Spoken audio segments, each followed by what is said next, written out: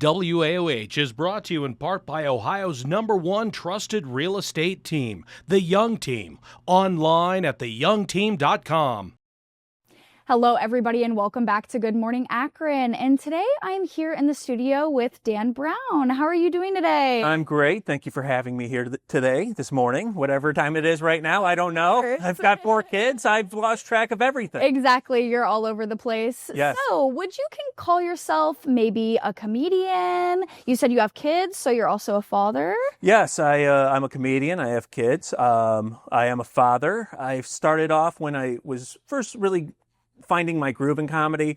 I was primarily talking about comic books, superheroes, the nerdier aspects of my life. Yes. I was 22 years old when I got started. Now at 37, I'm a father of 4. I have 3 dogs. I have a house I can't afford. And I no longer care about being on TV. I just want to own one thing that's not wet, broken, or sticky. Of course. That's my goal in life right now. Right. That is the end goal, especially, with kids as much as you have. But going back into the comedy aspect of it, so how did you find yourself kind of getting into this profession that's more of a different route than traditional jobs? I've always loved stand-up comedy. Growing up, my dad had some vinyls of old comedians, and I would listen to them, and I thought it was so cool. And when I was in middle school, that's when I discovered Comedy Central and the 20-minute specials. I thought those were amazing.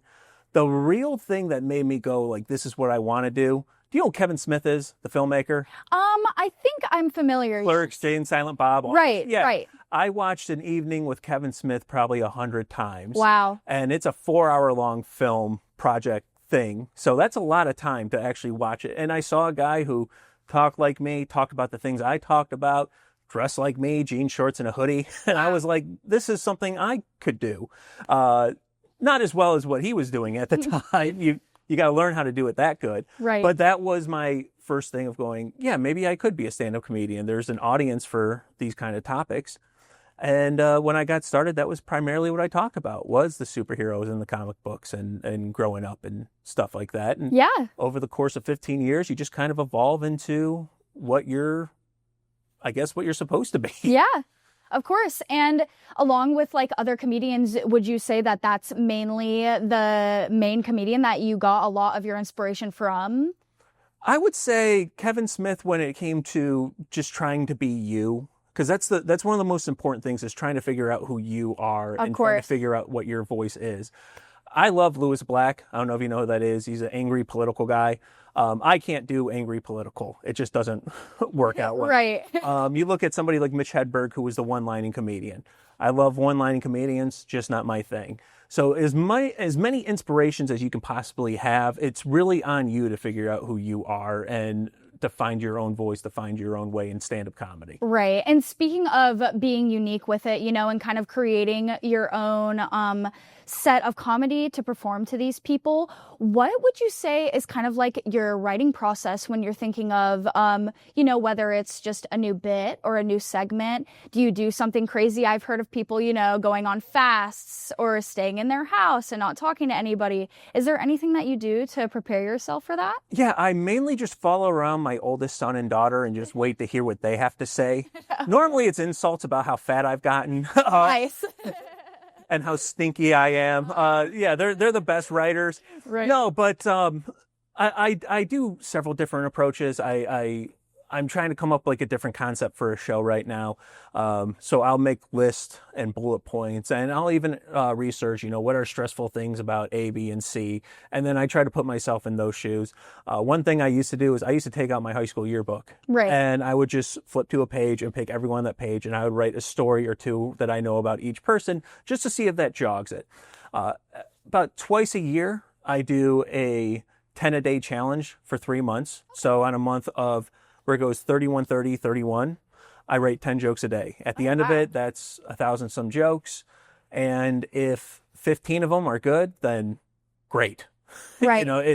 You're gonna fail a lot more than you succeed. Right. One other thing I've recently been doing, I was talking to my comedian best friend, T.M. Francis.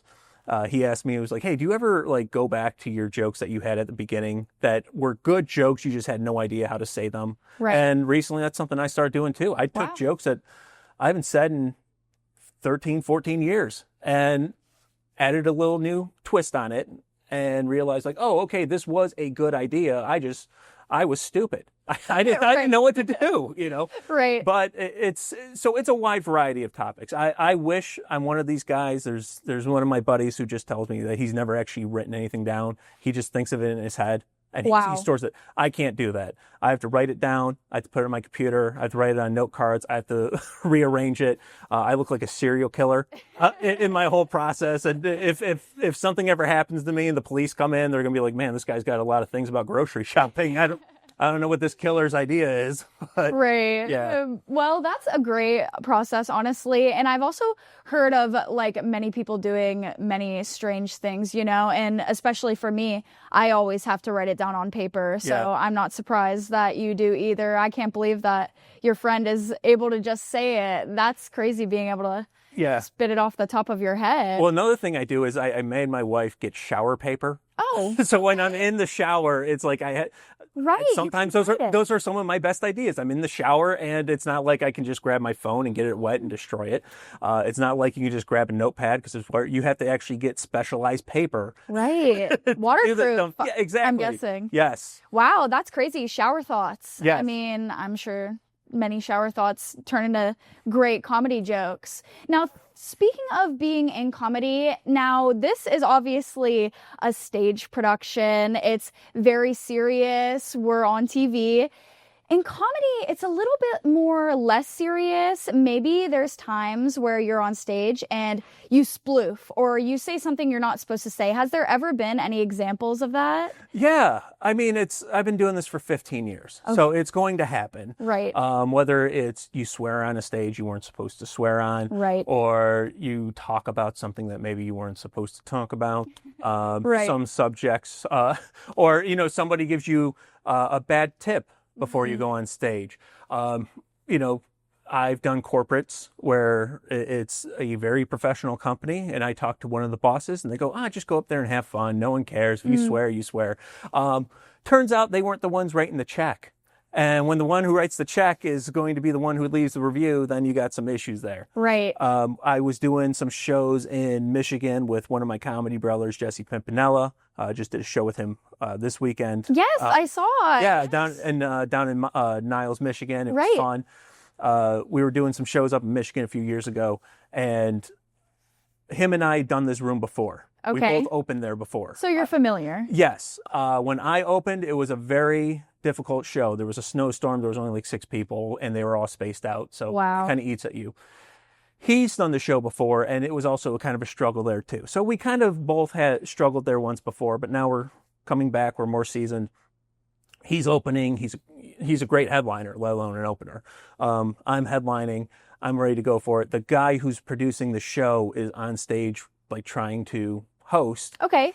and everyone's talking through him. Oh. It's the first show back from the pandemic, and they were supposed to only have like 40 people, and they ended up having like 110. Oh. Like people were bringing in lawn chairs from home and like card tables because Wow. they just overbooked it, and they weren't prepared for it, anything like that. And my buddy Jesse gets on stage, and for a half hour, I'm just watching him just fight this crowd because he's trying so hard, and it really is difficult. Yeah. And you know, he gets off stage, and he did the best that he could do, and I was so proud of him. And then I get on stage, and I'm finding the pockets where people are laughing, and I'm trying to Okay. focus on that. Okay. And I make fun of how Caucasian the town was, because Okay. it was very predominantly Caucasian. Right. I'm not going to go too into the demographics there, but so make the joke, goes well, and I'm starting to build on the audience, whatever. I get to minute 50 of fighting people who are still talking, and I got Okay. 10 minutes left, and I just kind of go in cruise control mode. I do my sales pitch. I'm like, I got a couple jokes left. We'll be Right. good to go. And once again, I make a joke about how white the town was. Yeah, right. And somebody there had been drinking too much and took Oh. offense to it and said some stuff in a very slurred voice Oh. and made some threats and caused somebody else at another table to tell him to shut up in colorful fashion. And the first guy who was slurring said, "Why don't you get up and make me?" Oh. Now, people who don't see it, there's lights shining on us right now. Have Right. you ever been on a stage where it's pitch black out there and lights and you literally can't see 10 feet in front of you? Exactly, Yes. right. So, and every once in a while you can see a shadow. Exactly. And you're blind anyways because the sun is in your eyes. Yeah. And all of a sudden I hear from the other table where the guy told him to shut up, boom, hits the table, stands up, and I see the shadow, and I feel like I'm commentating on a fight that I can't see. I'm like, oh, he's at least 6'5". Like, he was a tall dude. And he walks right into the light. I can't see anything, and I hear table flip, people swearing, screaming, glasses breaking. The guy who's like producing the show comes back over, yells at me, goes, "Stay on stage!" Like he wants me to finish my bit. Right.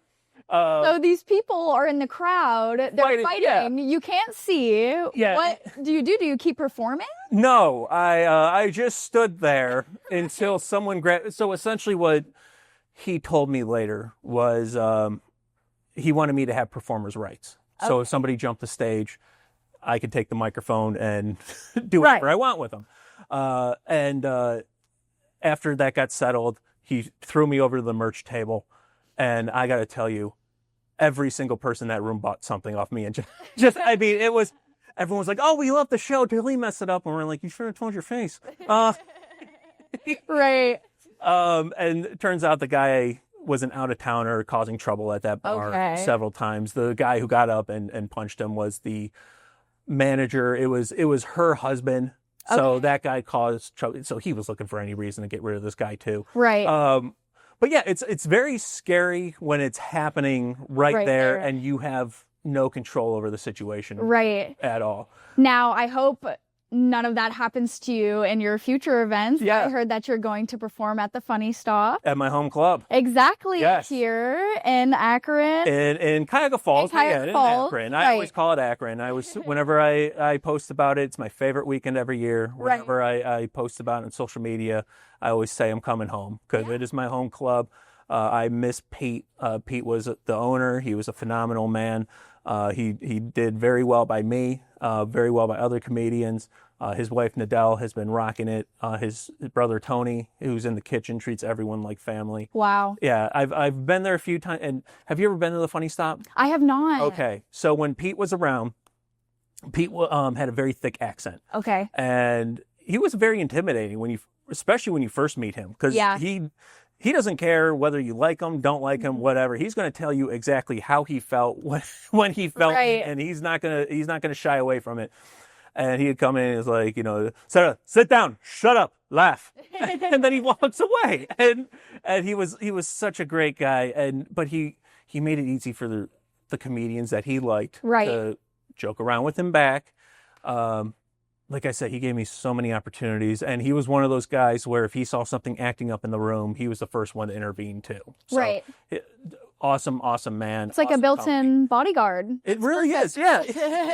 And he was, I remember the one time, it was right back from the pandemic. It was the first show I got to do there that I was working at, and there was a bar across the hall, and a fight broke out, and Pete leaves the club to hear what the commotion is. And I'm telling, because I'm in the hallway, like setting up my merch table. Right.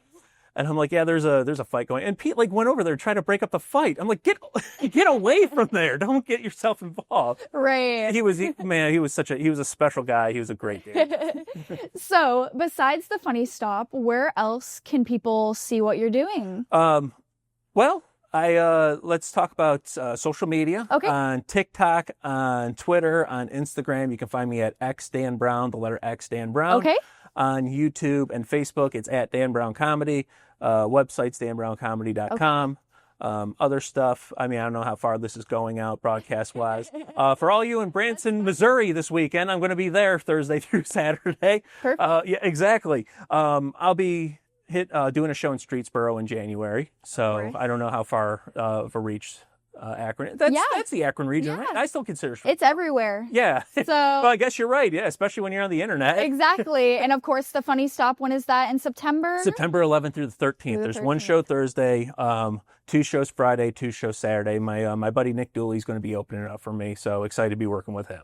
Awesome. Perfect. Well, everybody, this is Dan Brown, comedian, father, maybe even shower writer, if you would consider yourself that. Thank you so much for coming in today.